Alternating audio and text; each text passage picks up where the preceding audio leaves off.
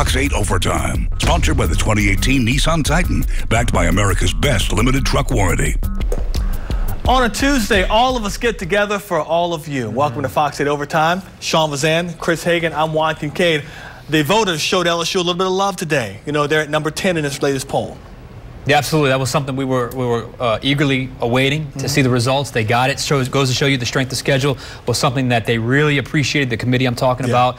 And the LSU did well to kind of ride through the schedule. It didn't end the way they wanted, but still, this is a nice kind of prize at the end of a tough season. Yeah, I think when you look at that last loss, it's as close to a win as you can get with losing the game. And I think the committee maybe says those refs weren't too right and gives LSU the benefit of the doubt. I think you're right. We've got a lot to get to tonight. Let's get you right to the big board, talk about what's on the show, LSU springboard possibilities. We're talking bowl games. Saints are going streaking.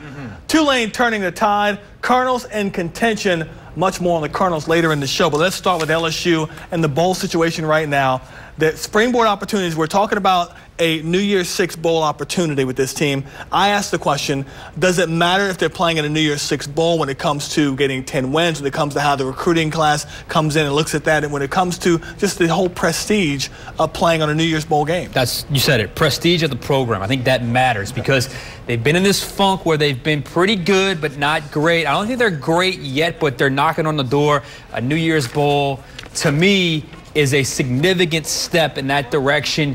And I think we kind of get lost in just how down the program had gotten the last few years under Miles, and now it's slowly, steadily kind of coming back up. So I think it's a good step. Yeah, I think it's a progression. I don't think you go from where LSU was, a team that's playing in the Advocare Bowl in Houston and playing a couple of games in Orlando in the Citrus Bowl, to national championship or college football playoff overnight. So I think what Orgeron's done is a respectable job, and he's gotten them in position not only to get respect from the committee, but to earn their way into a big game. And I think, you know, this is a team that it helps that they put nearly 70 points on the board recently and get into a big game because they're fun to watch. You know, I think we saw the capabilities of this offense a little bit more this week, more than in weeks prior. And, you know, they're a team that I think people are interested in and they're going to want to see on New Year's Eve or New Year's Day. So, you know, before the Texas A&M game, all the talk was like, let's get this 10th win. No one expected to get 10 wins. But I question whether it's that important that the 10th win comes in a New Year's Six bowl game or if it comes in a lesser bowl game. Because at the end of the day, 10 wins is 10 wins for a program that you didn't think was going to get almost nearly half those number of wins when the season began. And this is my old school way of thinking. Because growing up in the 90s and coming through 2000, the Peach Bowl, which is a New Year's Six bowl, was not considered one of the great bowls to be in. But now all of a sudden it is. So my old school way of thinking is saying, you know, to a recruit, I'm thinking they're seeing a team that's winning 10 wins, and I can come in there and be a difference and get this team over the hump to maybe winning 11 games next season, as opposed to they got to be in one of the big bowl games. Am I wrong for thinking that? Look, I just think 10 wins is just, it's a good barometer. It's a good number, It's a good number. It doesn't matter how you get there, right? It would have been interesting to see where LSU would have ranked had they pulled out the victory over A&M. I'm thinking maybe 7. They probably would have been ahead of Michigan in that regard, maybe around 7, 8.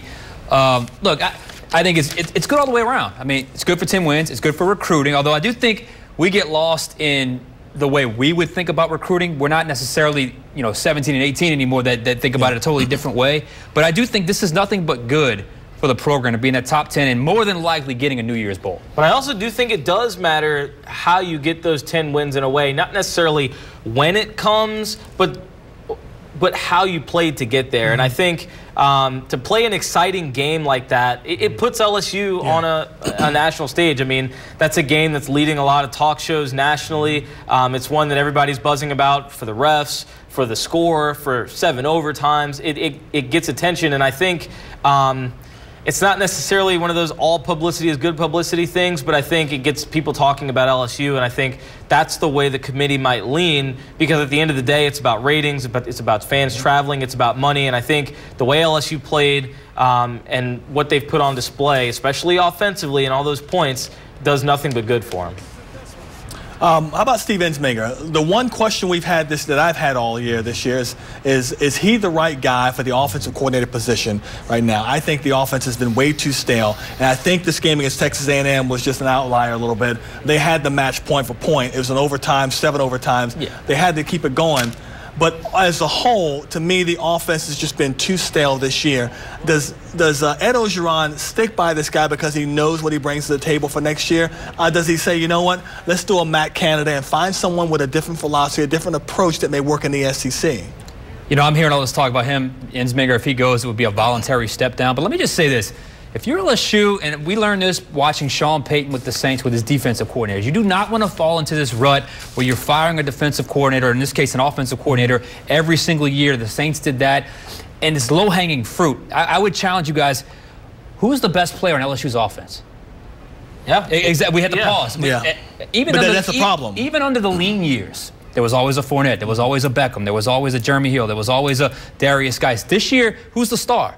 So I don't think they're quite as talented. I don't want to be the one because I do think Ensminger made some mistakes, in particular against Alabama and Arkansas. But still, I would caution it's going for that low-hanging fruit. Let's just chop off the offensive coordinator and get a new guy in here. It's going to change overnight.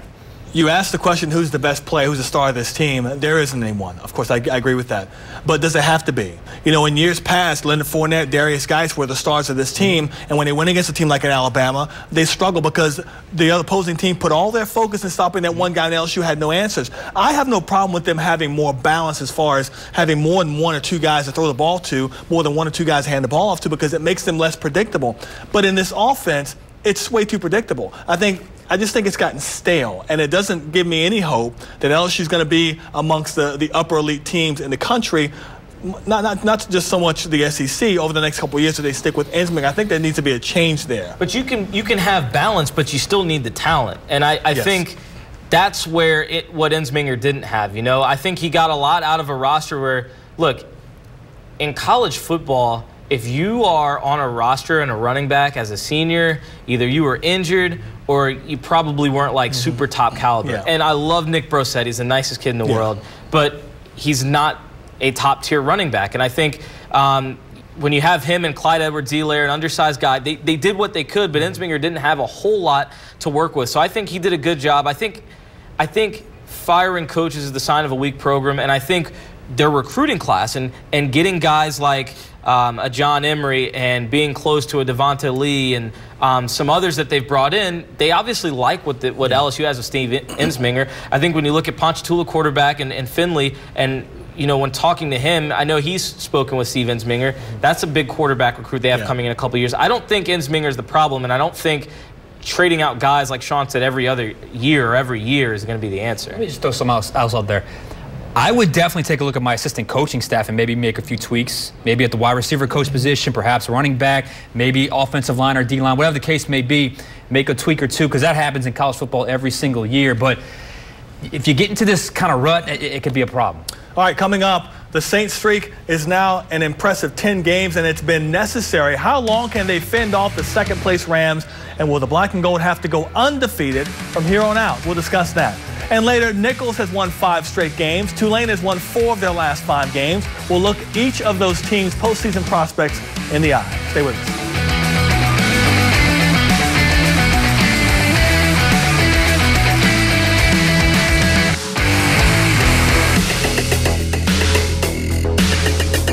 Fox8 Overtime, sponsored by the 2018 Nissan Titan, backed by America's best limited truck warranty.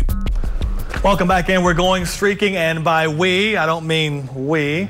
I mean the Saints, who have streaked off to 10 straight victories. But, you know, the Rams are right there with them with identical 10-1 records, although the Saints do hold the tiebreaker because of their win over L.A. back on November 4th. Here's each team's remaining schedule. Saints have at the Cowboys, at Tampa, at Carolina, then Steelers here, the Panthers here to close out the season.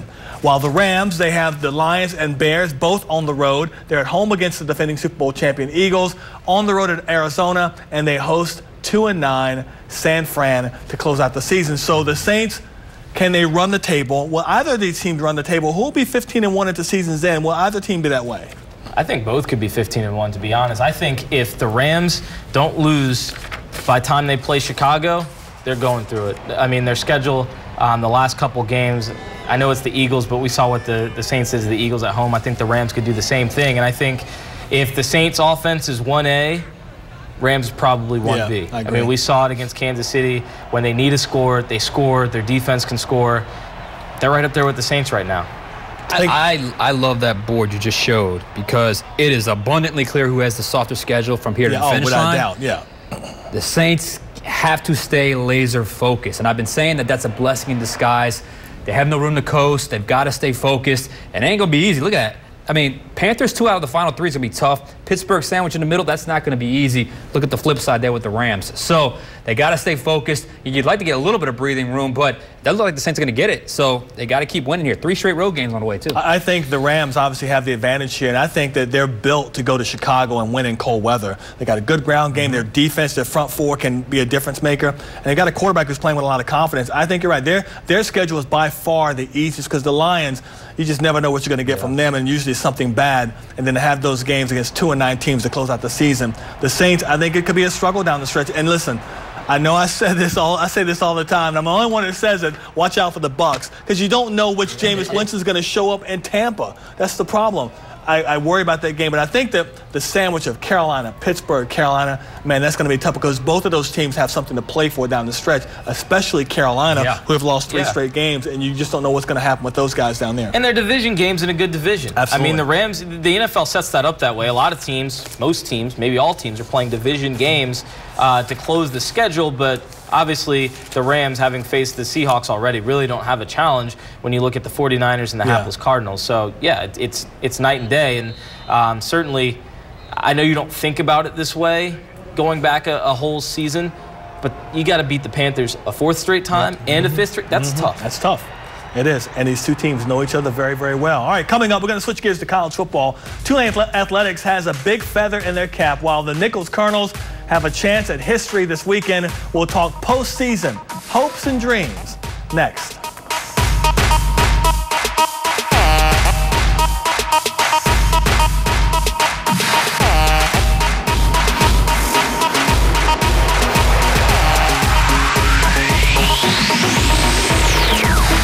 You're watching Fox 8 Overtime, sponsored by the 2018 Nissan Titan, backed by America's best limited truck warranty. I'm the only one on the set that predicted this. Tulane is bowl eligible for the first time since 2013. You're the only one? You're the only one. I think we all said that, for the record. And it took a comeback against Navy on Saturday to make it happen. It only took Willie Fritz 3 years to get the school back on the bowl map. Have the Greenies turned the corner with him getting them back into a bowl situation. It's great times to be a Tulane Green Wave fan. I think they've at least proven to themselves what they're capable of, though they tried as hard as they could to give that game away against Navy. They did it. They earned it. It took a gutsy play call at the end to do it, but I like it. And I think it's good for the program. And it's probably a little sooner than what people may have thought with what Willie Fritz inherited. Look, he made a great coaching call by putting in McMillan. That steady hand at the quarterback position obviously worked. Now the next thing for Tulane is, let's not make this the outlier. Let's make this the norm. To me, this program is capable of 6, 7 wins. Let's not go back to the 3 and 9, 4 and 8 years. And you have a head coach in Willie Fritz that, if he has a little bit of sustained success, I think he's going to stick around. I don't think he's going to jump for another job, which is what Tulane deals with when they have a successful coach. So it was a great season, great way to finish it, great way to save their season midway through. So congratulations. Hopefully they go, I saw one going to Orlando. I saw another one going to Boca Raton. So hopefully wherever they go, they enjoy it. What doesn't get talked about, I don't think nearly enough, is the decision to go for 2, as opposed to just relaxing and saying, you know what, let's just figure it out in overtime. That told me that Willie Fritz has a lot of confidence in his football team and said, look, I'm putting it on you guys to get right this year what we couldn't get right last year. I think it says a lot about the coaching staff, and I think it shows us that Tulane has grown up a little bit under a different quarterback than we thought would be in this position last year to this year in Jonathan Banks. I think the future is bright for this team, but I agree with you, Sean. It can't just be a one-year wonder. They have to be able to sustain this success and build on this, continue to get decent recruiting classes in that can only add to what they're doing here now. And I think under Fritz they will. They've kind of bought in, but what surprises me, them getting rid of their offensive coordinator before the bowl game, basically signaling a bit of a change to the offensive philosophy. What Fritz believes in the option offense, maybe they're going to go away from that because he sees the players he has here and what he wants to bring in. I'm wondering if the way that second half went, with them being up 21-3 and just taking their foot off the gas, had anything to do with it. I think what that 2-point conversion call showed is that this team is at their best when they're the aggressor. We saw it against South Florida. We saw it against Memphis. They got to go after it. They got to embrace that underdog, we got to fight mentality. They didn't have that in the second half against Navy. It almost cost them. And down in Thibodaux, the Nicholls Colonels are hoping to make history. They're into the second round of the FCS playoffs and will visit Eastern Washington on Saturday. The Colonels have never made it beyond the second round. Do they do it this weekend? Has this program turned the corner on Tim Rebowe? Yes, and yes.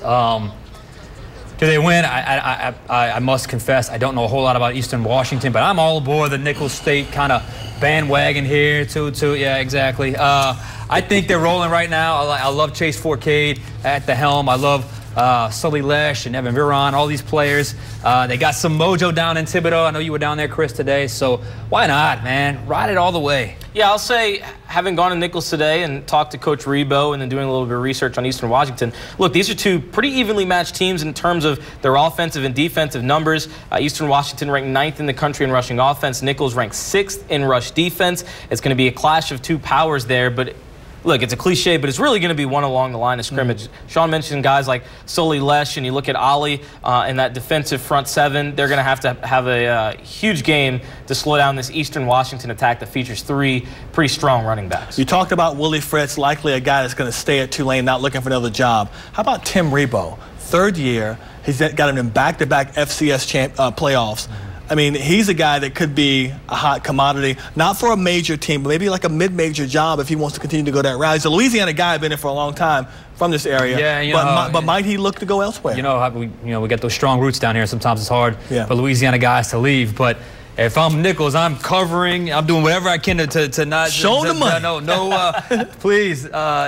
Please don't leave. But look, that's what happens when you have a smaller program. Yeah. I certainly think it's possible, but I haven't heard his name pop up in any sort of job openings. Now that's about to get cranked up here, so we'll see. I think it depends on what you want. If you want to go somewhere else and maybe have that middle of the pack team, versus if he continues to recruit the way he is at Nicholls, he's got a perennial winner in the Southland Conference. All right, coming up, we've each got our final say, including what's old is new. The Pelicans are feeling blue, and one last say on LSU.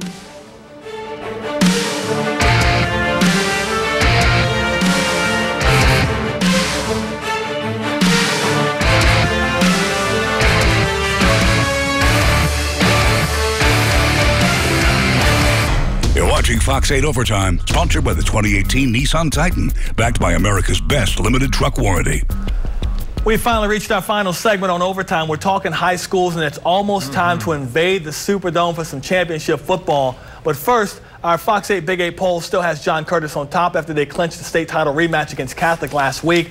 They're followed by Edna Carr, John Arrett, and Destrehan, all of which are in their respective semifinals. Sean Vazan, can Curtis win their first title since 2013? Absolutely. They should have won it last year. This year, they're getting behind those big offensive linemen. They got some skilled players on the edge. Obviously, a great defense. And in my opinion, the best player in the Catholic League, Colin Guggenheim. In the bottom half of the standings, Easton has outscored their opponents 123-6. Terrebonne, Rummel, and Slidell have all been eliminated but had some memorable moments. Chris, which of those 3 schools, Terrebonne, Rummel, Slidell, surprised the most this season?